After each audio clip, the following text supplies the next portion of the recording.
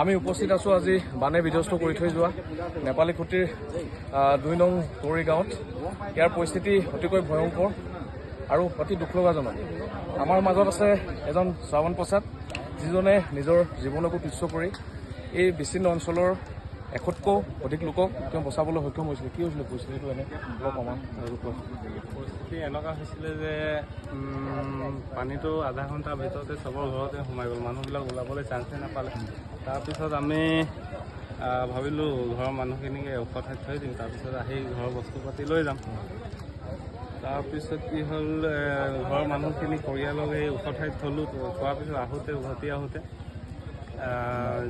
ছাইডৰ গাঁওখিনি মানে চিঞৰ বাখৰ লগাইছে, বচোৱা বুলি, নহ'লে মৰি যাম এনেকৈ কৈছে।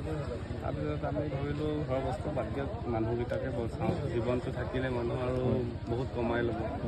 এনেই তুমি কিমানজন মানুহ ইতিমধ্যে মানে বচালা মানুহ? আমাৰ এটা টীম আছিলে, গাঁওখন 6খন নাও,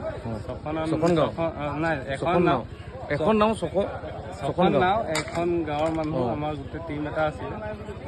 সেইটোৰ যোগেদি আমি গোটেই 6খন 7খন গাঁওখন বচালোঁ। তাত মানুহ আছিলে মেক্সিমাম 1500-2000 মানুহ। তাৰপিছত এতিয়া কিমান মানুহ মৃত্যু হ'ল মানে বচাব নোৱাৰিলে? মানে 13টা হৈ গ'ল। 13টা ন?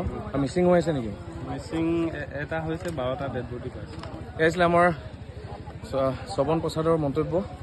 এতিয়া আমি শ্ৰৱণ প্ৰসাদৰ সহযোগত আমাৰ দলটো আমি নেপালী খুঁটিৰ দুৰ্গম অঞ্চললৈ যাম। হ'ব।